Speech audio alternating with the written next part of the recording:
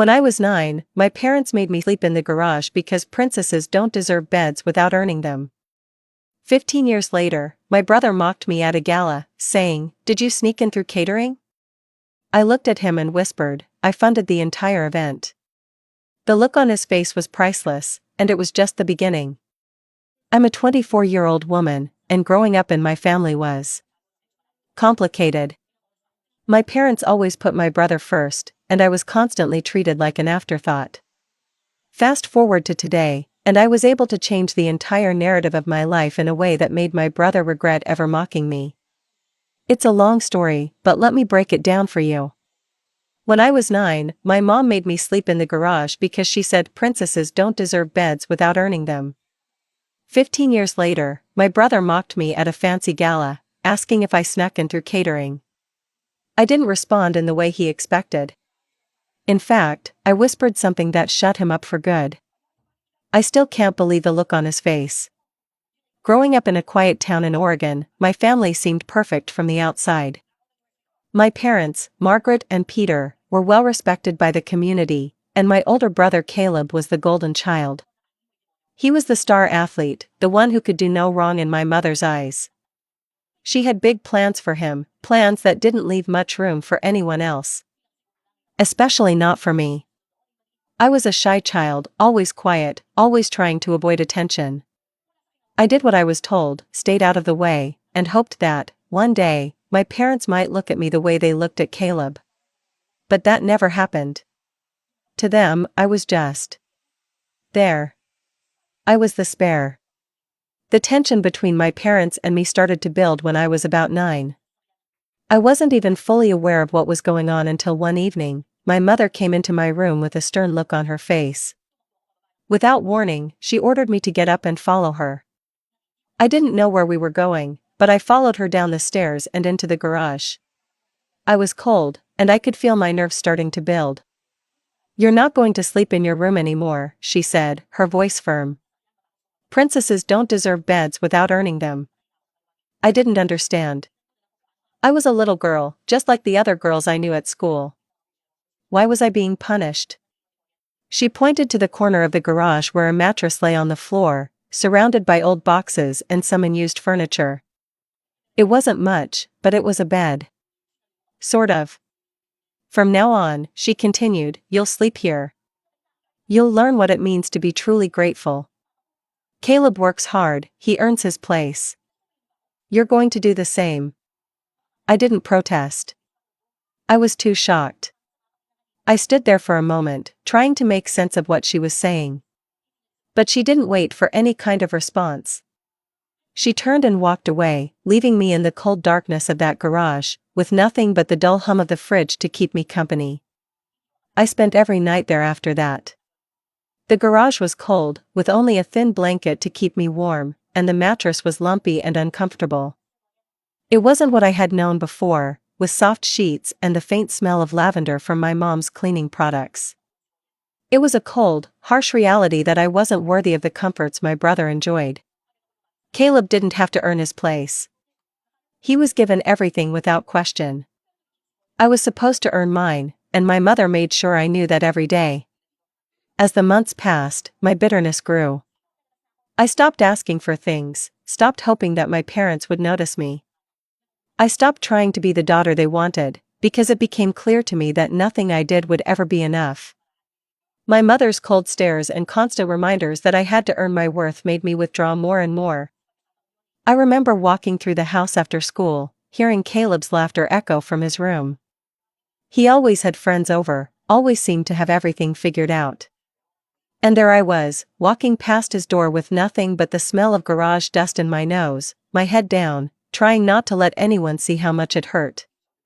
Caleb never let up. He was always there, throwing out his jabs.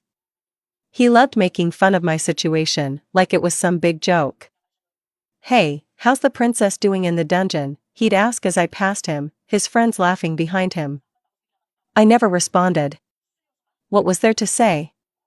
It wasn't until I was 14 that I realized something had to change. I was tired. Tired of being ignored, tired of being treated like a shadow. So, I did something that surprised even myself. I started working. I found a part-time job at the local coffee shop, then later tutored kids in math to make extra money. I didn't need permission from anyone, and I wasn't going to wait for anyone to tell me what I could or couldn't do.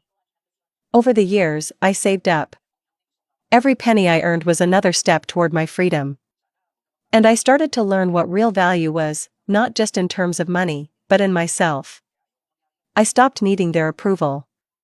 I started seeing myself as someone capable of standing on my own, without relying on my parents or my brother to define me.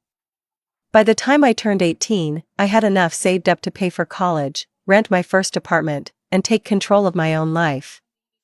I didn't have to ask my parents for anything anymore. I had earned everything.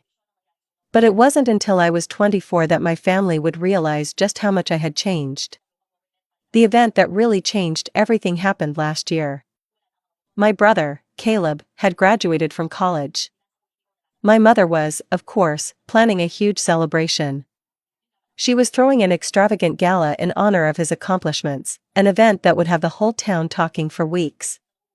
It was the kind of event she lived for, the kind of thing that would prove she was the perfect mother, the one whose son was destined for greatness. But I wasn't interested in attending. I didn't care about Caleb's degree. I didn't care about my mother's superficial celebrations. I had moved past all that. But then, something inside me clicked. I had made it on my own, and I wasn't going to let my brother, or anyone else, think they had any power over me anymore.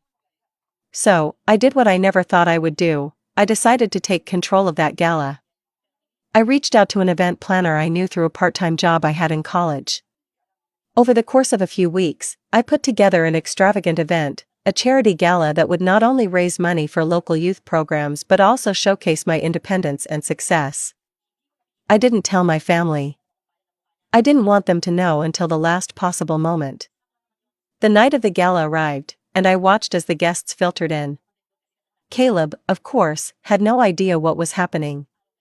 He was busy being the golden child, walking around in his perfect suit, the center of attention.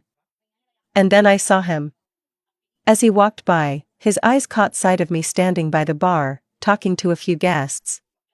His smirk faltered for a moment as he scanned the room, and that's when he saw the sign at the entrance with my name on it. "Did you sneak in through catering?" he sneered, his voice loud enough for a few people to overhear. It was meant to be a joke, a jab at my place in the world. But I didn't flinch. I didn't let his words get to me. I simply looked him in the eye and whispered, "I funded the entire event." For a moment, his face went blank, then pale. The look in his eyes was a mixture of shock and confusion. The room seemed to freeze as the realization hit him. He had no idea. I turned away, letting the silence linger. It wasn't just a moment of revenge. It was the culmination of everything I had worked for, the years of silence, the years of hard work, the years of being ignored. And for the first time in my life, I felt like I had truly won. The rest of the evening went on in a blur. I could feel Caleb's eyes on me from across the room.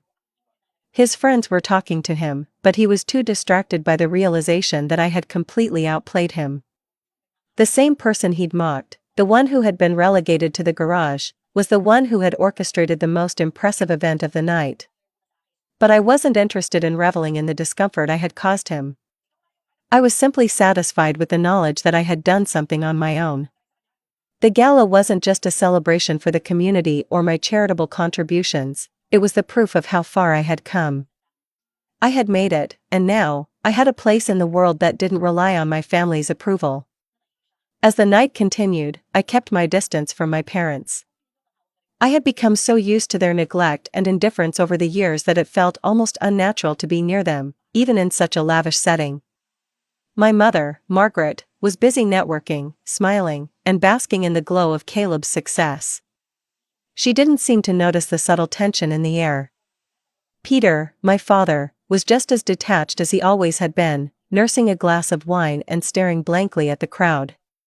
But then, Caleb approached me again. This time, his smirk was gone. His face was serious, almost apologetic. I didn't want to make it easy for him, but I knew he was struggling to find the right words. Hey, I didn't know, he started, his voice quieter than usual. I didn't know you were behind all this. I raised an eyebrow, not giving him the chance to finish. You didn't think much of me when I was sleeping in the garage, did you? I asked, my voice calm but pointed. Funny how things change. He shifted uncomfortably, his eyes flicking to the ground. For the first time in years, he seemed uncertain. He wasn't the golden child anymore. The weight of his arrogance had started to crumble under the reality of what I had achieved, what I had done without any help from him or anyone else in the family. I was wrong, he muttered, barely loud enough for me to hear. I didn't realize. I gave him a small, almost imperceptible smile. It's too late for apologies, Caleb. He opened his mouth as if to say something else, but the words never came. His pride had been wounded, and he wasn't ready to admit just how badly. Instead, he walked away, leaving me standing there, feeling an odd mix of satisfaction and pity. I didn't want him to feel humiliated, I wanted him to understand the power dynamics had shifted. Throughout the rest of the evening, I was approached by several guests who were impressed with the event. They praised the organization, the attention to detail, and the causes the money would support. I could see Caleb lingering on the periphery, still watching me, but too embarrassed to approach again. I wasn't sure what was going on in his mind, but I could tell that things had changed, and not just for him. The truth was, it wasn't just Caleb who needed to understand what had shifted. My entire family needed to realize that the girl they had overlooked, the one who had been treated like an afterthought, had found her own way in the world. And I was no longer interested in fitting into the box they had built for me. It wasn't about revenge, it was about reclaiming my life, on my terms. The next morning, after the gala had ended and the last of the guests had filtered out, I sat in my hotel room, reflecting on the night. I felt oddly calm, as if the chaos of the past had finally settled into something I could live with. My phone buzzed with a message from an old friend from college. She had been at the gala, and she was still buzzing about it. I can't believe what you did, she texted. It's like you were living in the shadows all this time, and then, boom, you come out and take control. That was amazing. I smiled at the message, but it wasn't the validation I needed. At that moment, I wasn't just proud of the event or the way I had handled myself. I was proud that I had taken control of my own life, that I had walked away from the past without looking back. I wasn't the girl who had been locked in the garage anymore. I wasn't the girl who had been second best. I was a woman who had built something on her own, from the ground up. And for once, I didn't feel like an outsider in my own life. The days following the gala were full of changes, some subtle and some glaring. My mother, who had spent most of her life obsessed with appearances, reached out to me for the first time in years. It wasn't an apology, it never was with her. But I could sense that the wall between us had begun to crack. She called me one afternoon, asking if I'd like to have lunch together. I agreed, though I knew it wasn't for the right reasons. When we met, I expected her to lecture me about how I had stepped out of line by organizing the event without consulting her. Instead, she surprised me. I don't know what you've been doing all these years, she said, her tone softer than usual, almost hesitant. But I have to admit, I'm impressed. You did something big. Something I didn't think you could do. Her words felt hollow, as if she were struggling to find the right way to compliment me without losing her position in the family hierarchy. It wasn't exactly an apology, but it was the closest I was ever going to get. I didn't respond immediately. I just sat there, looking at her. My mother, the woman who had sent me to sleep in the garage all those years ago, was now talking to me like we were equals. But I wasn't sure I wanted to be equal with her. I did it for me, I said finally, my voice steady. Not for you, and not for anyone else. I did it for me. She nodded, though I don't think she understood what I meant. In her world, everything was about what you could show others. In mine, everything was about what you could prove to yourself. It was a week later when Caleb finally reached out to me. This time, it wasn't a mocking comment or a snide remark. It was a simple text message, "Can we talk?" I wasn't sure what he wanted. I didn't trust him enough to think he had come to terms with everything, but I agreed to meet. We chose a quiet cafe on the outskirts of town, away from prying eyes. When I arrived, he was already sitting at a table, looking more serious than I had ever seen him. He wasn't in his usual comfortable clothes, he was wearing a suit, the same one he had worn at the gala. But today, it looked different. He looked different. "I owe you an apology," he said as soon as I sat down. "I was in a hurry. I didn't see you. I didn't understand. But I do now. I'm sorry." His words were genuine, though I could tell it wasn't easy for him. For years, I had been the one trying to earn their approval, and now, here he was, admitting that he had been wrong. "I don't need your apology, Caleb," I said quietly. "I never needed it. But you need to know something, I did it for me. Not for you. Not for Mom or Dad. I've spent too many years trying to fit into a mold that wasn't made for me. And I'm done with that." He sat back, processing what I had said. I could see the gears turning in his mind, and for once, I didn't feel like I had to explain myself to him. "I get it," he said slowly. "I really do.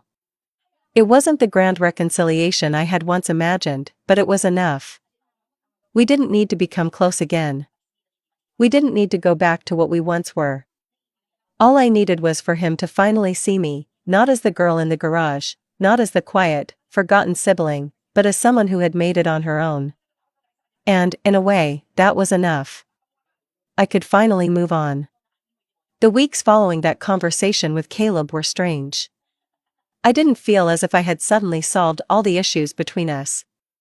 But something had shifted, even if it was just a tiny crack in the facade that had separated us for years. Caleb didn't mock me anymore. It was almost as if he was navigating a new version of reality, one where I wasn't just the little sister he could walk all over. And though our interactions were still distant, there was a mutual understanding that hadn't existed before. But my mother, Margaret, remained a complicated puzzle.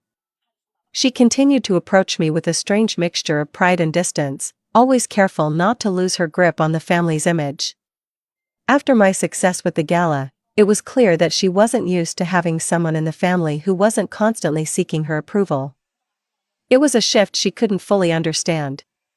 One afternoon, she invited me to her house for a chat.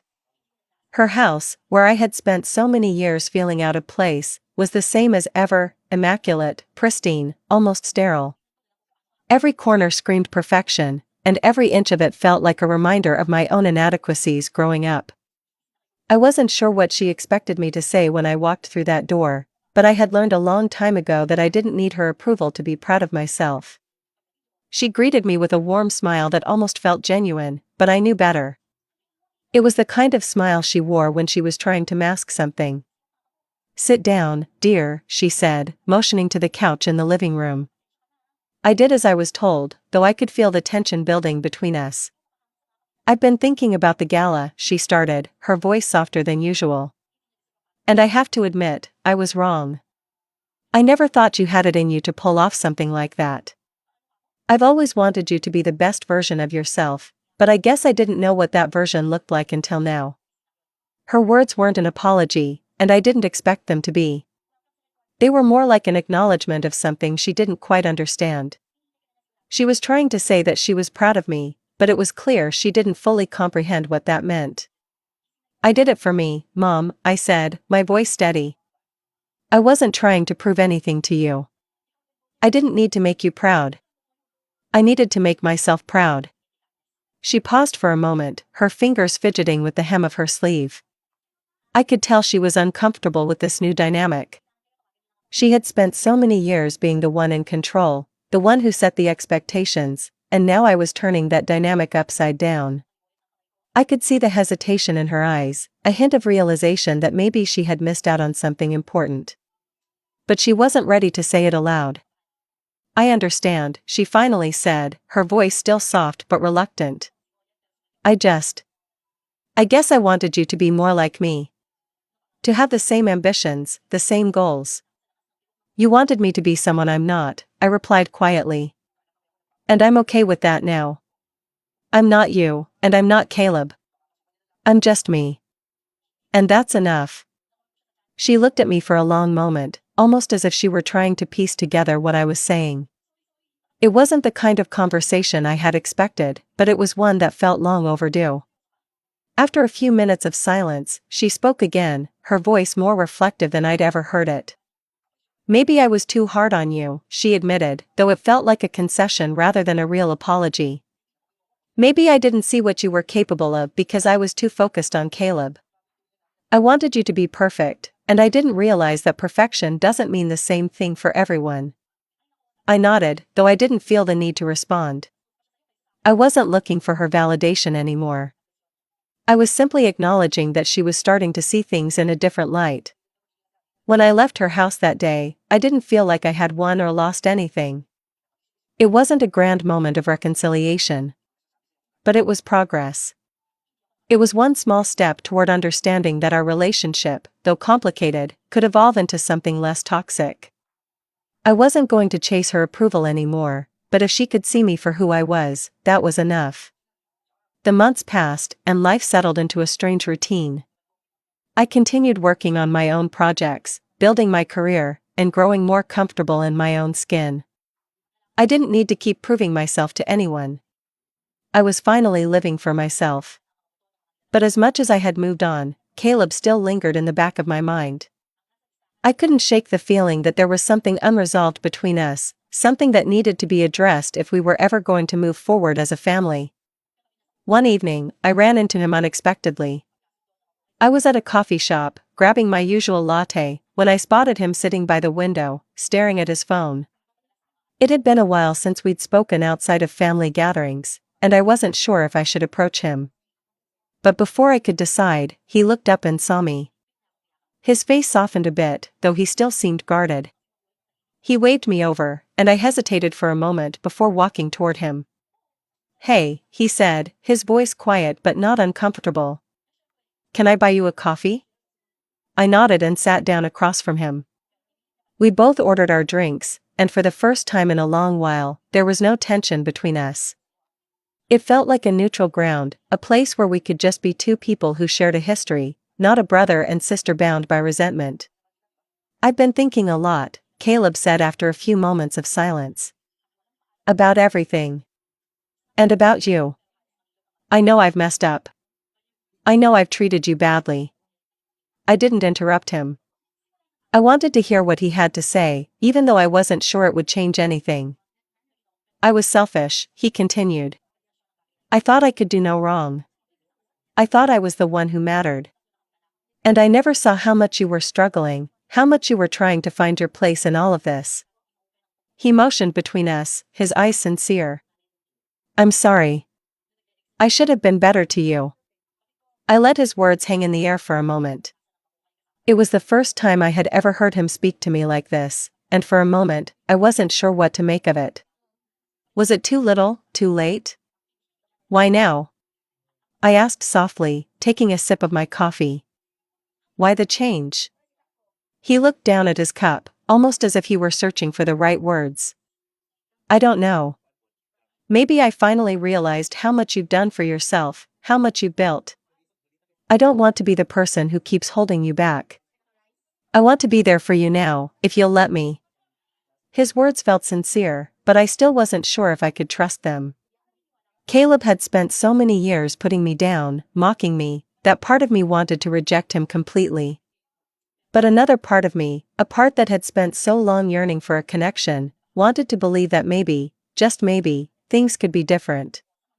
"I'm not the same person I was when I was 9, I said, my voice steady. "I don't need your approval, Caleb. I've spent enough years chasing something that wasn't real. But I can listen. We can talk. We can try to be better for each other. But I'm not going back to the way things were." He nodded slowly, understanding the weight of my words. "I get it. And I'll be here, if you ever want to talk." We sat there for a while, drinking our coffee in quiet conversation. It wasn't a perfect reconciliation, but it was a start. After that coffee meeting with Caleb, things began to settle into an uneasy truce between us. There was no grand hug or emotional breakthrough, but there was something different in the air. I no longer felt like the unwanted sibling, the one cast aside for someone who was always the better child. But I still wasn't sure what I wanted from him, or if I wanted anything at all. I had built my life without him and had learned to depend on myself, on my own abilities, my own decisions, my own worth. Time passed, and as the months went by, I focused on my work and my personal growth. The charity I had started to fund the gala continued to thrive, and I threw myself into managing it.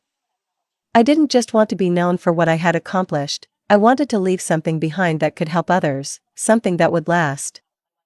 I started developing plans for larger initiatives, long-term goals that I had once dreamed about but had never had the resources to achieve. Now, I had the resources. Meanwhile, Caleb had done what I expected. He tried, awkwardly, to re-enter my life, but his gestures always felt a bit hollow. Every now and then, I'd receive a message or a call from him, usually just a quick check-in or some attempt at small talk. But nothing ever seemed to move past surface level. The reality was, Caleb had spent too many years being the center of attention. He wasn't accustomed to sharing the spotlight, and even though he claimed to understand my struggles, he couldn't fully grasp the depth of my resentment, or my transformation. It was only when I heard about a significant event in the town that I realized the final pieces of the puzzle had fallen into place. Caleb, now working at a high-paying job in a prestigious firm, was tasked with spearheading the organization of a major charity gala for the local elite. This was the kind of event that would gather everyone who was anyone. The kind of event my mother had always dreamed of hosting. The kind of event that Caleb, of course, would be front and center in. It seemed like the perfect opportunity. At first, I tried to stay out of it. I wasn't interested in playing any more games, but then I realized that I had a chance to take the final step in my own narrative. Caleb had spent so many years walking all over me, looking down at me from his pedestal of privilege. But I wasn't interested in revenge driven by cruelty. I wasn't looking for something that would destroy him, I wanted something that would remind him who I was. I wanted him to understand the consequences of his actions, to see how little he had actually contributed to the life he lived, and how much I had built from the ground up. So, I did something unexpected. I got in touch with the event planning company Caleb was working with, one I had connections to from my own experience with the gala, and quietly offered to fund the entire event. I didn't want Caleb to know it was me at first. I wanted to see if he could figure it out on his own. My goal wasn't just to make him squirm, it was to ensure that his world would shift beneath his feet. The plan was simple. I knew that without a significant sponsor, the event would struggle to meet its lofty expectations. I offered them a deal they couldn't refuse, all the financial backing they needed, plus a few high-profile guests I'd personally invited. They could have the event of the year. I didn't care about the spotlight, I just wanted to see the look on Caleb's face when he realized what had happened. A few weeks before the event, Caleb called me. He was surprised but strangely calm. "Hey, so.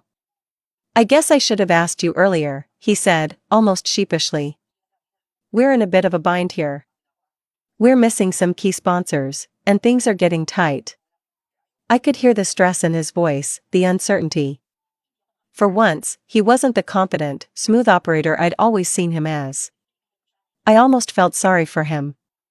Almost. "I think I can help," I said, my voice cool. "I've been following the plans for the event, and I know a few people who might be able to help cover the costs. You don't have to worry about it." There was a brief silence on the other end, and I could practically hear him processing what I had just said. He was clearly trying to figure out who I was talking about. "Wait a second. Are you telling me you're willing to step in and, you'll find out soon enough," I interrupted, not wanting to reveal too much. "But trust me, it'll work out." When the day of the event arrived, everything fell into place.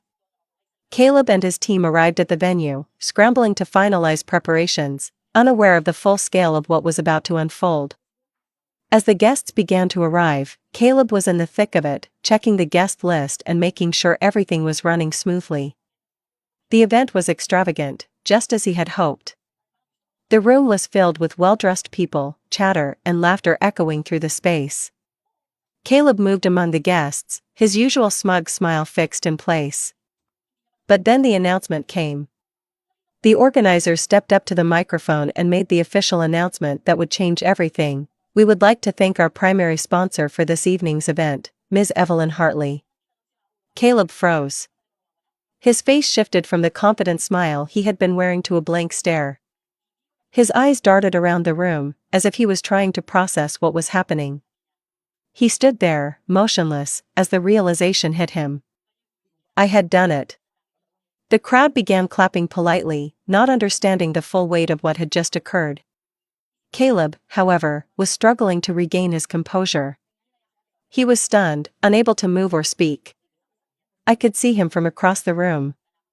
His usual confidence was gone, replaced by confusion and a hint of panic. I stayed back, observing as he tried to figure out what had just happened. For a moment, I enjoyed the silence between us. The power had shifted. He wasn't the one calling the shots anymore. As the evening went on, Caleb found his way to me. He looked at me for a long time before speaking. His voice was quiet, almost disbelieving. You funded the entire thing. Didn't you? He asked, his voice a mix of awe and a reluctant kind of respect. I did, I replied, looking him straight in the eye. It's funny, isn't it? You've always thought you were the one who mattered most. But I guess now, we both know how that turned out. He didn't say anything else. I didn't expect him to. But as the evening wore on, and the event continued to unfold flawlessly, thanks to my financial backing, there was a strange sense of satisfaction that filled me. It wasn't about the money. It wasn't about embarrassing Caleb. It was about showing him, in the most dramatic way possible, that I had built something on my own. I didn't need to depend on anyone, and I didn't need to seek anyone's approval. As the night ended, I left the venue quietly, blending into the crowd. Caleb remained behind, no doubt scrambling to manage the aftermath of his realization. But by that point, I no longer cared. The revenge wasn't in the public humiliation, it was in the quiet power I had over my own life, over the years I had taken back for myself.